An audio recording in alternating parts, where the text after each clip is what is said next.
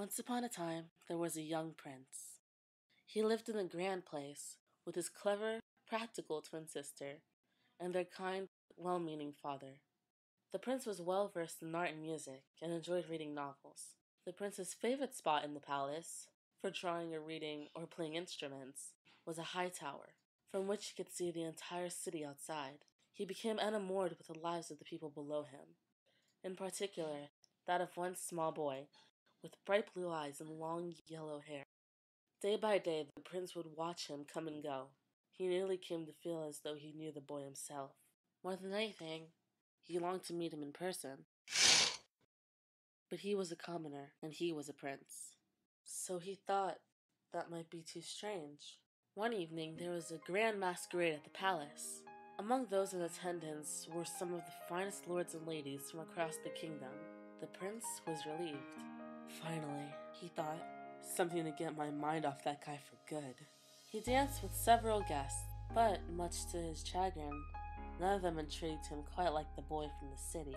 However, he had one last dance with a small noble who struck him as being very different from the rest.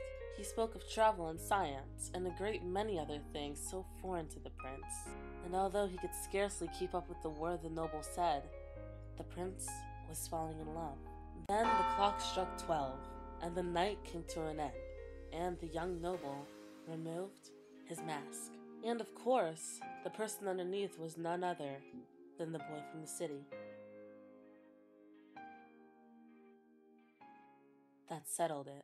Commoner or not, the prince was desperate to impress the boy who had stolen his heart. Day after day, he sent lavish presents to the bakery where the boy worked. But he always received the same response. I'm not really interested. The prince was very confused. What could he be doing wrong? From his observations, he knew the boy was always so kind to customers and passers-by. Then he got an idea.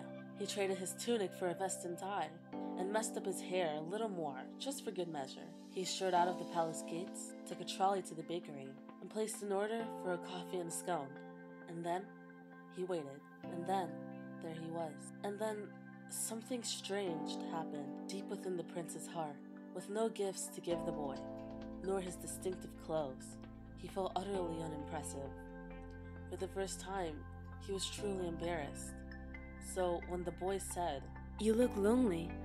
Are you here by yourself? the prince could barely stammer out, Yeah, I am. Here by myself, that is. The boy smiled. It was the first time the prince had seen him do so. Well, said the boy. It's almost the end of my shift. I'm sure it would be alright if I kept you company for a while. And so he did. And the boy spoke of travel and science, and a great many other things. Again, and although he could scarcely keep up, the prince found himself falling in love. Again.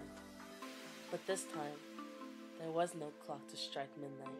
And so the boy, whose name was Colin, he learned, and the prince went on talking, long into the afternoon.